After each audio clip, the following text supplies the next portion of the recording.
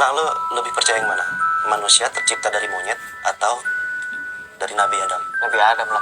Gue punya satu pertanyaan buat lo sama buat penonton. Apa itu? Jika memang kalau misalkan kita tercipta dari Nabi Adam, keturunan Nabi Adam, bukan keturunan monyet, kenapa bahasa kita bukan bahasa Arab?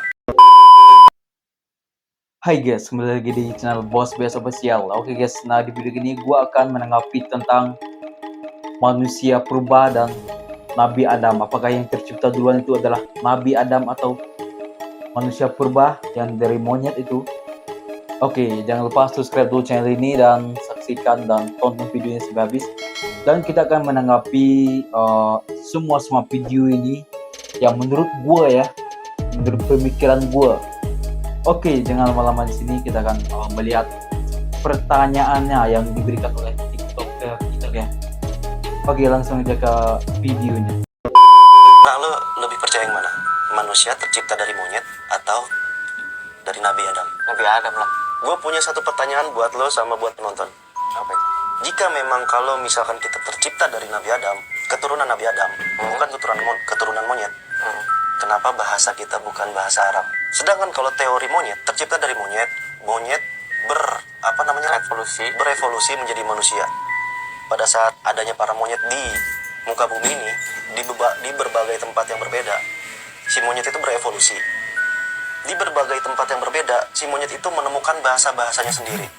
Ada yang bahasa Sunda, bahasa Jawa, bahasa Batak, bahasa Padang, misalkan. Nah, mereka belajar bahasa dengan daerah-daerahnya sendiri tuh, si monyet itu. Terjadilah berbeda-beda bahasa sampai sekarang. Ada yang bahasa Inggris, Amerika, Indonesia, dan lain-lain. Tapi kalau misalkan, logikanya kalau misalkan kita tercipta dari Nabi Adam, keturunan dari Nabi Adam, otomatis kita pakai bahasa Arab semua. Contoh satu, lu punya anak sekarang. Tanpa lu sadari, lu nggak ngajarin anak lu nggak ngajarin anak lu bahasa Indonesia. Anak itu bakalan ngomong bahasa Indonesia juga. Karena ngikutin lingkungan dia. Kalau lo di Jawa, lo punya anak di Jawa, anak itu pasti pakai bahasa Jawa. Pasti. Itu tanpa kita sadari, tanpa kita ajarin, dia bakalan ngikutin kita.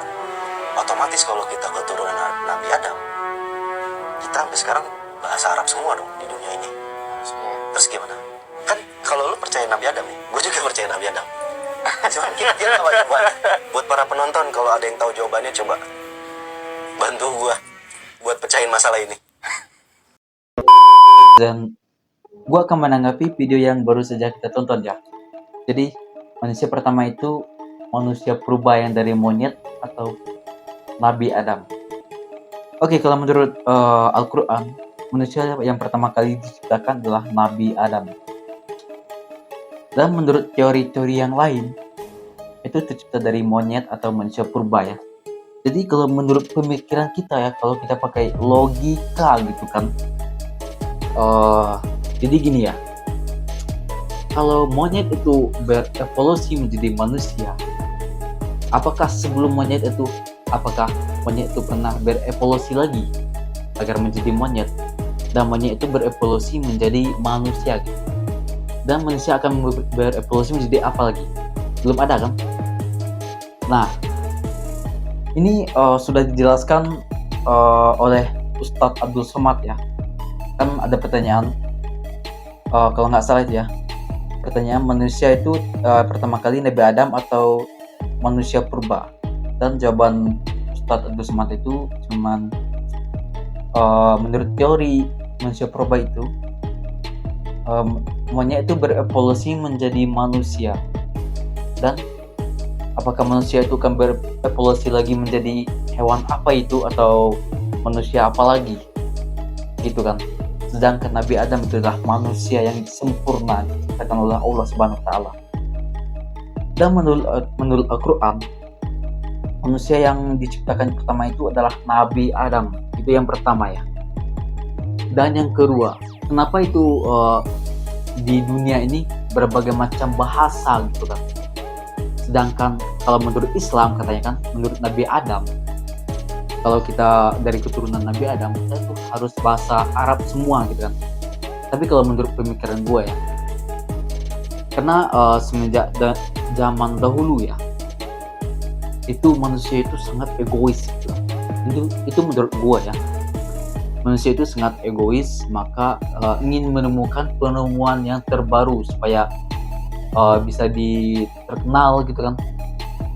Jadi wajar lah kalau di dunia ini mempunyai bahasa yang 1000 bahasa. Dan kalau kita menurut monyet kan, apakah monyet bisa berbicara dengan manusia? Sedangkan yang bisa bicara dengan hewan itu cuma satu, Nabi Sulaiman. Cuma mukjizat Nabi Sulaiman yang bisa bicara dengan binatang dan hewan-hewan dan jin. Kalau menurut teori yang dipakai oleh sejarah gitu kan, manusia purba itu dari monyet dan berevolusi menjadi manusia.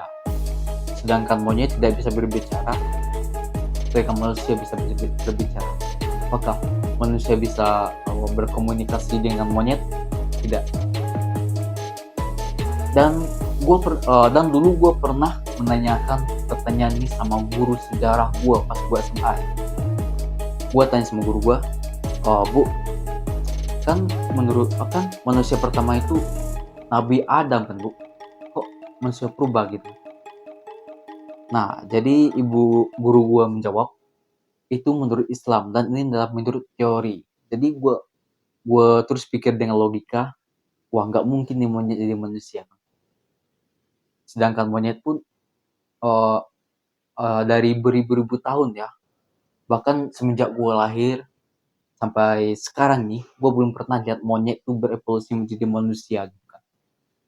Jadi menurut gue manusia purba itu tidak ada gitu. Monyet berevolusi tidak ada. Jadi menurut gue manusia pertama itu ya Nabi Adam. Karena dalam Al-Quran itu tertulis Nabi Adam adalah manusia pertama di dunia ini. Jadi cuman gitu aja yang bisa gue jawab ya. Jadi jika jawaban gue salah gitu kan, kalian boleh menanggapi video ini ya. Jika pertanyaan gue jika tanggapan gue betul, tolong jangan dibodoh-bodohkan dengan teori-teori yang membodohkan pikiran kita gitu kan. Sedangkan bukan orang Islam aja membaca Al-Quran, dia tahu bahwa manusia pertama itu dah Nabi Adam. Oke, dari segini aja untuk tanggapan gue tentang manusia pertama di dunia ini. Jadi gue Bos BS, gue pamit. Jika ada kata yang salah, gue mohon maaf ya. Gue Bos BS, gue pamit. Wassalamualaikum warahmatullahi wabarakatuh.